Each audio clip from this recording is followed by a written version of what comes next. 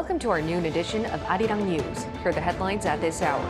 The Group of Seven has strongly slammed North Korea's recent launch of an intercontinental ballistic missile. Using the strongest of terms, foreign ministers of the major powers urged North Korea to abandon its nuclear and missile development programs. Israel says it's ready for another temporary truce with Hamas to release more captives held in Gaza. Israeli President Isaac Herzog made these comments amid growing international pressure mounting on Israel to pause its assault and instead allow more humanitarian aid. Russian President Vladimir Putin is adamant about continuing what he calls a special military operation in Ukraine. Putin said that Moscow is upgrading its nuclear arsenal and accentuated his confidence that strategic forces remain at the highest level of readiness. Now we begin with the international community's reaction to North Korea's latest missile provocations. The UN Security Council convened a meeting in New York on Tuesday, condemning the North's continuous threats to international peace, but couldn't come up with any concrete outcomes. Shin Se-byuk starts us off. The UN Security Council meeting was held in New York on Tuesday to address North Korea's evolving military threats, but ended without a concrete outcome. The meeting was convened following Pyongyang's test firing of its most advanced ICBM missile on Monday, which has the potential to reach the U.S. During the meeting, a senior UN official for political affairs, Khaled Kiari, strongly criticized Pyongyang's continuing provocations. Any launch by the DPRK using ballistic missile technology is a violation of relevant Security Council resolution. North Korea, however, dismissed the criticism, saying it is exercising its sovereign right as recognized by international law. Tuesday's UNSC meeting ended without any tangible results, but South Korea, the U.S., and 8 other countries released a joint statement before the meeting, which called on the North to abandon its unlawful missile programs. G7 ministers also issued a joint statement on Tuesday, condemning Pyongyang's latest launch of ICBM in, quote, the strongest terms. It also urged the international community to take firm and unified action against North Korea's, quote, reckless nuclear and missile threats. The statement also criticized Pyongyang for arms transfers to Moscow and urged for a halt to such activities and for North Korea to abide by relevant UN Security Council resolutions.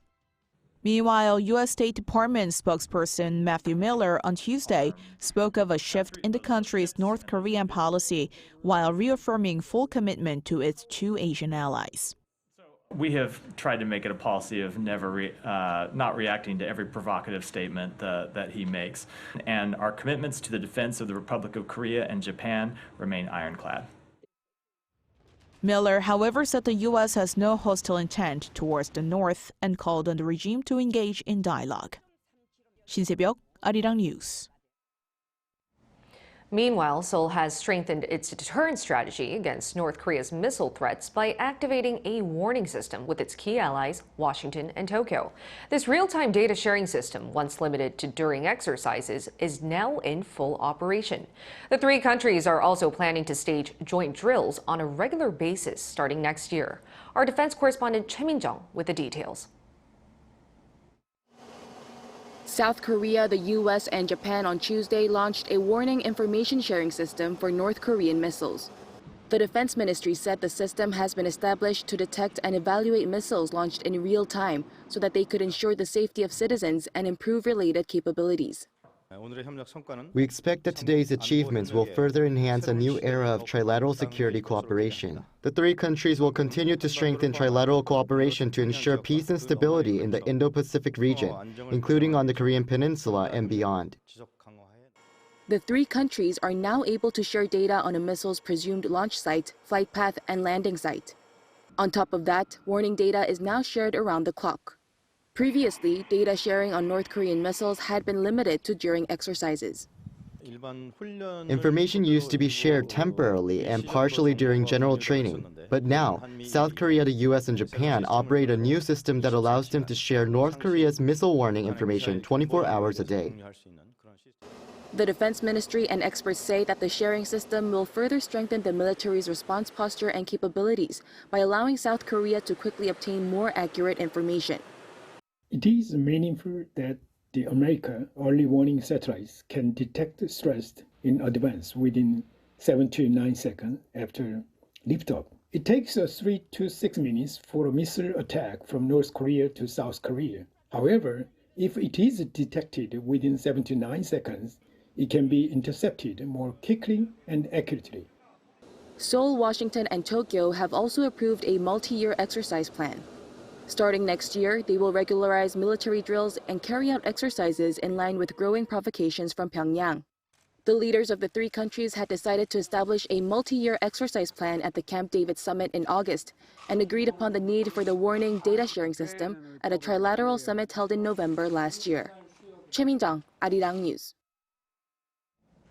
We're seeing major reshuffles in politics. South Korea's incumbent national security advisor, Cho Tae-yul, has been tapped as the new spy chief, and former ambassador to the UN, Cho Tae-yul, as the new foreign minister. A new position in charge of economic security issues is also being created. Bae Eun-ji with more. President Yoon Suk-yeol has named current national security advisor Cho Tae-yul as the head of the country's intel agency. He will be filling the vacancy created after the National Intelligence Service Director Kim Kyu-hyun resigned last month. Cho, a veteran diplomat, joined the foreign ministry in 1980, and his career has mainly been focused on U.S. affairs and North Korean issues. Prior to becoming the national security advisor, he was the country's ambassador to the U.S. and served as the first deputy chief of the Presidential National Security Office during the Park Geun-hye administration. Cho said he is aware that the intel agency's role is to present accurate information at the right time to help the country make the right decisions. I'll make utmost efforts to make the National Intelligence Service becomes one of the best intel agencies in the world. And the former ambassador to the United Nations, Cho Tae-yul, was nominated as the country's new foreign minister. Also a veteran diplomat, the presidential office explained that he has expertise in bilateral and multilateral diplomacy, especially in the field of economy and trade. After starting his career as a diplomat in 1979, he served as the ambassador to Spain and the chairman of the World Trade Organization Dispute Panel. Cho said he feels a heavy weight on his shoulders at a time of major geopolitical shifts, noting the intense competition between the U.S. and China and the Ukraine war. I will do my best to strengthen the foundation for national security and prosperity by expanding the nation's diplomatic position and our strategic space. The National Assembly will be holding confirmation hearings, but the president can effectively make the appointments since parliamentary approval for ministerial positions is not mandatory. Tuesday's nominations come amid escalating tensions on the Korean peninsula and a cabinet reshuffle in recent weeks, with incumbent ministers and top secretaries leaving their posts to run for parliament next April. As for the new national security advisor, a senior presidential official said the nominee will be announced after further reviews. Amid global supply chain risks, the official also said the presidential office will create a new position of a third deputy national security advisor to handle economic security issues. Currently, the first deputy advisor handles foreign policy issues, while the second deputy is in charge of national defense. Bae Eun-ji, Arirang News. The foreign minister nominee, Cho Tae-yul, has already addressed rising geopolitical tensions on the Korean peninsula. Speaking to reporters on Wednesday, Cho said South Korea's relationship with China is equally as important as its relationship with the U.S. He also expressed his commitment to exploring ways to maintain a harmonious relationship between the two countries. Cho vowed to adopt appropriate diplomatic approaches, noting the geopolitical standoff between South Korea, the U.S., and Japan on one side, and North Korea, China, and Russia on the other. Over in Israel, amid growing international condemnation over continuous attacks in Gaza, which has resulted in thousands of civilian casualties, Israel's president has signaled readiness for a new temporary truce. Lee Seung-jae with the details. The Israeli military's continuing airstrikes and ground offensives in Gaza has resulted in thousands of civilian deaths. And that has led to growing international condemnation, including from traditional allies. The United States has also called on Israel to scale back its attacks to target only Hamas.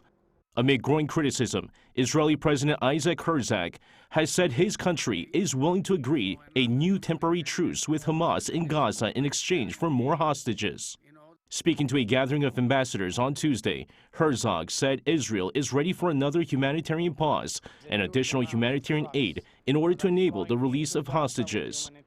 The previous 7-day temporary ceasefire last month led to the release of 86 women and children held by Hamas in exchange for 240 Palestinian women and teenagers held in Israeli jails. The militant group also released 24 foreign nationals during that period. Meanwhile, Hamas leader Ismail Haniyeh is expected to visit Egypt on Wednesday to hold ceasefire talks, raising hopes for another temporary pause in Gaza. However, Israeli Defense Chief Yoav Gallant says its military plans to expand its ground offensives in the Gaza Strip to other areas. He added that through the expansion of the ground offensives, Israel will bring high-ranking Hamas officials to the graveyard or prison. He also said that Khan Yunis, where many refugees from the north of Gaza fled, has become the center of terrorism, adding the military will continue its operations in the region. Meanwhile, the director of Kamal Adwan Hospital in Gaza admitted that Hamas has turned hospitals into military facilities under its control. The comments came during an interrogation by the Israel Security Agency, where the director revealed how the militant group uses hospitals for military purposes, including hiding its operatives, conducting military activities, and moving its members. Lee Seung-jae, Arirang News. Russian President Vladimir Putin said Moscow will continue with what it calls a special military operation in Ukraine next year. But at the same time, Putin expressed his willingness to hold peace talks as long as they're in Russia's national interest. Meanwhile, Ukrainian President Volodymyr Zelensky said he's confident of support from Western countries. Yoon with the latest. Russian President Vladimir Putin spoke at a defense leadership meeting in Moscow on Tuesday, during which he stressed that Russia will not give up what he called its territory, adding that Moscow will not abandon the goals of its special military operation. The West is not abandoning its strategy of containing Russia and its aggressive goals in Ukraine. Well, we are not going to give up our goals for a special military operation. He said Russia had taken on 490,000 contract and voluntary soldiers in 2023, adding that next year Russia will try to boost those forces to 745,000 men. During his meeting with the Defense Ministry, Putin said if Western countries or Ukraine want to hold talks with Russia, he's ready to do so, but it would be on Russia's terms. History will put everything in its place. We won't interfere, but we won't give up our territory. This is what everyone in Ukraine, Europe and the USA, everyone who is aggressive towards Russia should understand. If they want to negotiate, let them negotiate. We will only do it based on our interests. Putin also reiterated that Ukraine's accession to NATO, even if it's 10 or 15 years from now, is unacceptable. Meanwhile, at an end-of-year news conference on Tuesday, Ukrainian President Volodymyr Zelensky said that he was confident his country would continue to receive important financial support from the US and the EU. As for financial assistance, we are working very hard on it. I'm sure that the United States of America will not betray us, and that what we have achieved with the United States will be fulfilled. He added that no one knows when the war in Ukraine will end, but the moment could be brought closer if everything necessary for victory is done. Russia annexed Crimea in 2014, and in 2022 claimed the 4 additional regions of Ukraine that its troops partially control are part of Russia. Kyiv says it will not rest until every last Russian soldier is ejected from Ukraine. Yoon, Arirang News.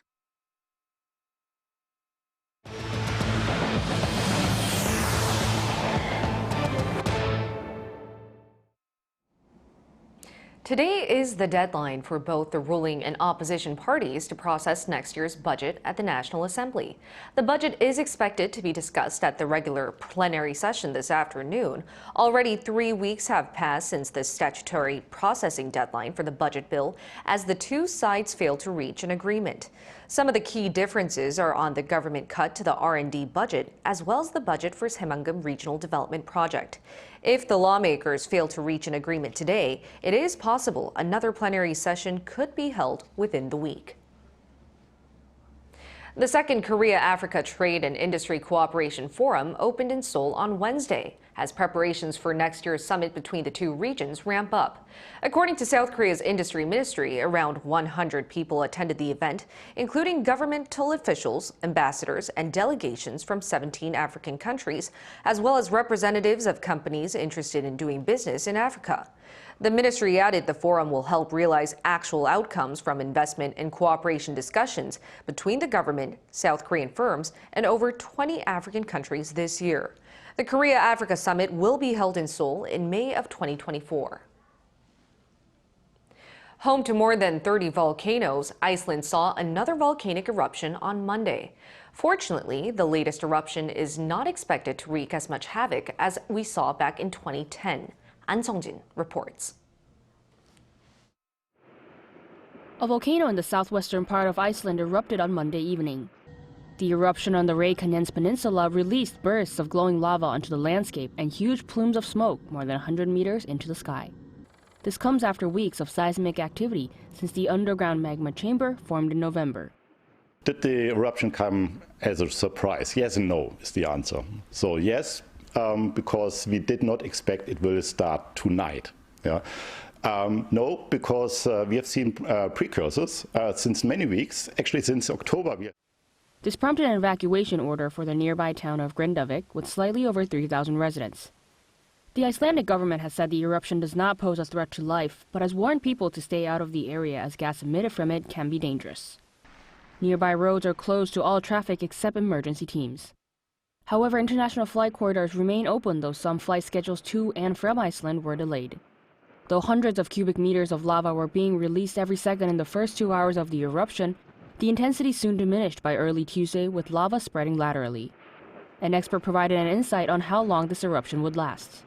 It is impossible right now to establish how long it is going to be the eruption. But comparing with the previous history of Icelandic eruption, realistically, it's going to last no more than a few months. Iceland sits on a tectonic plate boundary which makes it a volcanic hotspot in the North Atlantic. It is home to 32 active volcanoes. The most disruptive in recent times was a 2010 eruption of Eyjafjallajökull volcano, which led to huge ash clouds from glacial ice that led to widespread airspace closures over Europe and the Atlantic. Experts say that this most recent volcanic eruption won't cause the same level of chaos as seen in 2010. An Song-jin, Arirang News.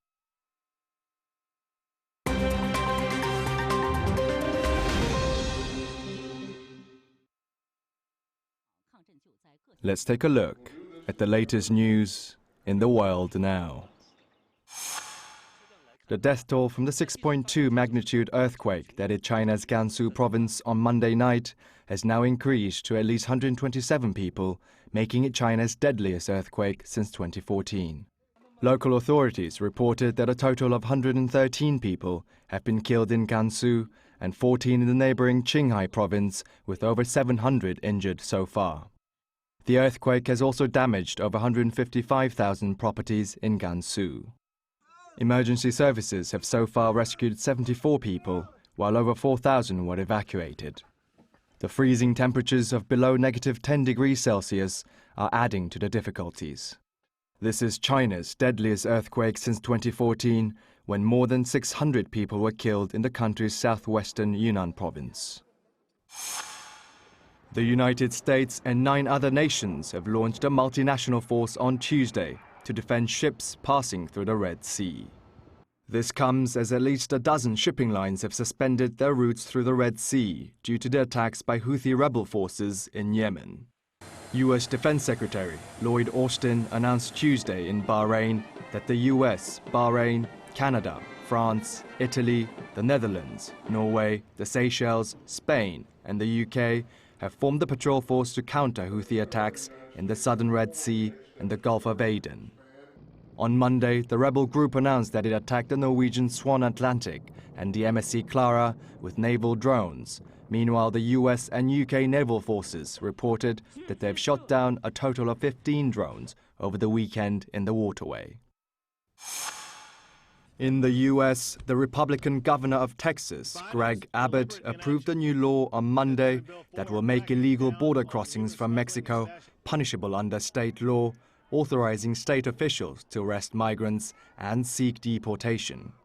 The new law, named SB 4, would give Texas law enforcement the authority to stop and arrest anyone suspected of illegal border crossing anywhere within the state, except in schools and hospitals.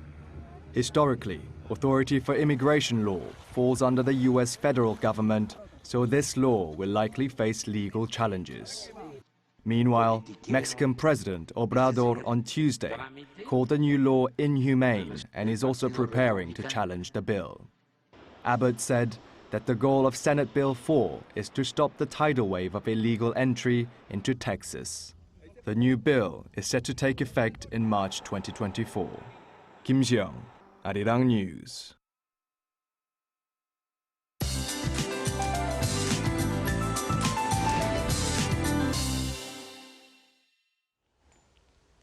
Good afternoon. Snowy roads and freezing temperatures, some of the worst weather conditions we want to face during the cold month. The west coast of Jeollabuk-do province and the mountainous regions of Jeju Island could see more than 30 centimeters of snowfall, while the rest of Jeollado province could see more than 20 centimeters of snow until tomorrow.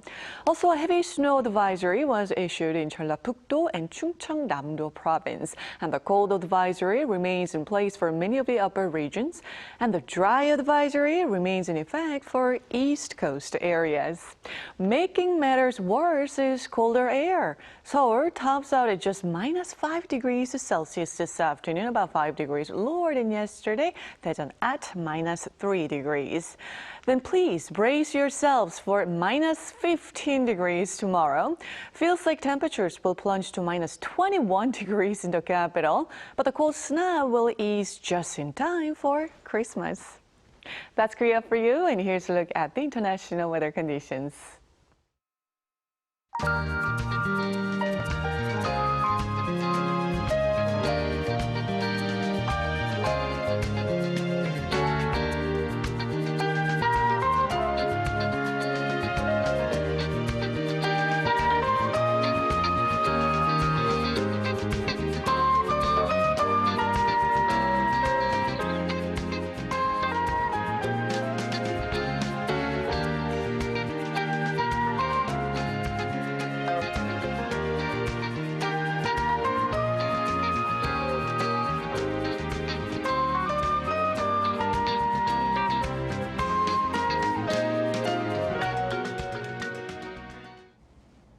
That's all we have for you at this hour. We'll see you again at this time tomorrow.